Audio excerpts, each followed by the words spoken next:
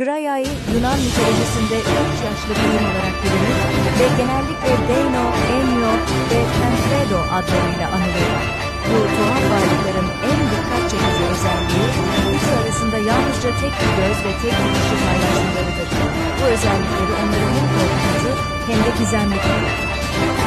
Graiai genellikle kahinlik ve kehanetle ilişkilendirilir. Özellikle Perseus efsanesinde Perseus Medusa'yı öldürmek için onlardan bilgi almak zorunda kalır.